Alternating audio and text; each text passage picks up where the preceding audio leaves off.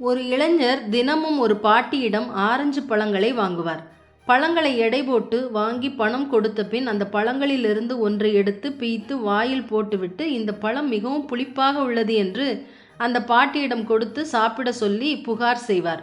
உடனே பாட்டி ஒரு சுளையை வாயில் போட்டுவிட்டு, இல்லையப்பா, நல்லா தானே இருக்கு என்பார். உடனே அந்த இளைஞர் எதுவும் பேசாமல் மீதி பழங்களை எடுத்து கொண்டு செல்வார். இதையெல்லாம் பார்த்து கொண்டிருந்த அவர் மனைவி அவரிடம், ஏங்க, பழங்கள் நல்லா இனிப்பாகத்தானே இருக்கு, ஏன் தினமும் இப்படி நல்லா இல்லைன்னு சொல்லி ட்ராமா போடுறீங்க? உடனே அந்த இளைஞர் சிரித்து கொண்டு மனைவியிடம், அந்த பாட்டி நல்ல இனிப்பான பழங்களை தான் விற்கிறாங்க, ஆனாலும் தமனுக்கென்று ஒரு பழத்தை கூட சாப்பிட்டு இருக்க மாட்டாங்க. நான் இப்படி குறை கூறி கொடுப்பதால் தினம் அவர் காசு இழப்பின்றி ஒரு பழத்தை சாப்பிட்றாங்க என்றார்.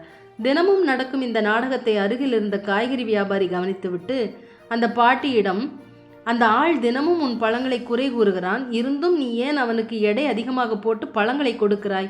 உடனே அந்த பாட்டி புன்னகைத்து விட்டு, அவன் என்னை தினமும் ஒரு பழத்தை சாப்பிட வைப்பதற்காகவே இப்படி குறை கூறுவது போல கூறி கொடுத்து சாப்பிட வைக்கிறான். இது எனக்கு தெரியாது என்று நினைக்கிறான். நான் எடை அதிகமாக பழங்களை போடுவதில்லை, மாறாக அவனது அன்பில் எனது தராசு கொஞ்சம் சரிந்துதான் விடுகிறது என்றார் அன்போடு. இப்படிப்பட்ட சின்ன சின்ன அன்பில்தான் ஜீவன் என்னும் இருக்கு. அன்பை விதையுங்கள், அதையே அறுவடை செய்வீர்கள். நன்றி.